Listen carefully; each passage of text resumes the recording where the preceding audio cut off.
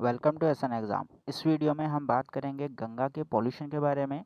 Recent news base पे ये micro plastic की वजह से जो पॉल्यूशन हो रहा है गंगा नदी में, उसके बारे में बात करेंगे। अभी तक अगर आपने चैनल सब्सक्राइब नहीं किया है तो प्लीज़ चैनल को सब्सक्राइब कीजिए। चलिए स्टार्ट करते हैं।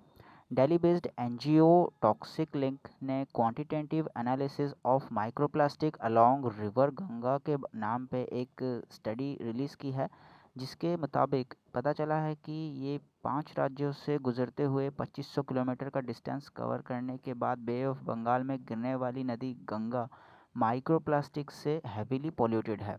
सो माइक्रोप्लास्टिक के बारे में जानते हैं। वाटर बॉडीज़ में पाए जाने वाले सभी प्रकार के प्लास्टिक कचरे में से माइक्रोप्लास्टिक सबसे ज़्यादा दुर्लभ, सबसे ज़्यादा बुरा और हानिकारक है, क्योंकि ये बहुत छोटा होता है और एवरेज माइक्रोप्लास्टिक की जो लेंथ होती है वो 5 मिलीमीटर से भी कम होती है।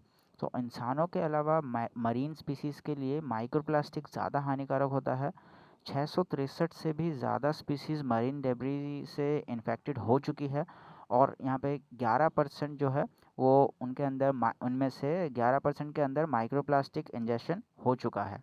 और इसके छोटे साइज़ होने की वजह से ये फिश कोरल्स और प्लैंक्टन्स में भी इंजेस्ट हो जाते हैं और फूड चेन में इन्वॉल्व हो जाते हैं। फूड चेन में इन्वॉल्व होने के बाद ये जो जीव हैं और ह्यूमन हैं, इनको हेल्थ प्रॉब्लम्स होनी स्टार्ट हो जाती हैं। जानते हैं कि रीसेंट स्टडी में हमें ये गंगा नदी के पॉल्यूशन लेवल के बारे में क्या बताता है रीसेंट स्टडी। सो टेस्ट के लिए हरिद्वार, कानपुर और वाराणसी से गंगा नदी के पानी का सैंपल लिया गया था और पाया गया कि हर सैंपल में माइक्रोस्कोपिक यानी माइक्रोप्लास्टिक प्रेजेंट है। इसके अलावा इसमें single use plastic, secondary plastic products भी इन्वॉल्व हैं। और सैंपल जो लिए गए थे, वाराणसी के जो सैंपल लिया गया था वाराणसी से, वो सबसे ज़्यादा पॉल्यूशन कंसंट्रेशन शो करता है टेस्ट के बाद। सो इसके बाद नदी के आसपास जितने भी शहर या गांव हैं, वहाँ से अनट्रीटेड सीवेज, इंडस्ट्रियल वेस्ट और भेंट के रूप में जो मंदिरों में चढ़ाया जाता है या पानी में ये विसर्जित किया जाता है, जो चीज़ें होते हैं नॉन डिग्रेडेबल रैपिंग होती हैं उन पे, और उनकी वजह से ये पॉल्यूशन लेवल और बढ़ जाता है। ये भी एक बड़ा कारण है, क्योंकि ये जो बे ऑफ बंगाल में जब होते हुए ये ओशियन में गिरते हैं, तो ओशियन में गिरने की वजह से मरीन लाइफ पे ज़्यादा नुकसान शो करता है। तो जानते हैं कि what are the efforts being made to clean the Ganga. So Ganga के क्लीनिंग के लिए क्या क्या एफर्ट्स किए गए हैं। सो गंगा एक लार्जेस्ट रिवर बेसिन है। ये इंडिया के 26% लैंड मास को कवर करती है और 11 स्टेट्स में फैली हुई है, जो कि 43% आबादी को सपोर्ट करती है।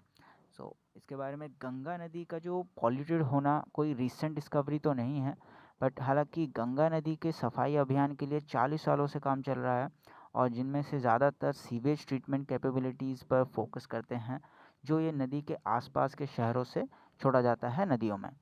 सो मई 2015 में नमामि गंगे प्रोग्राम गवर्नमेंट की तरफ से अप्रूव किया गया था, जिसमें नदी की सफाई और बचाव का कार्य होना था।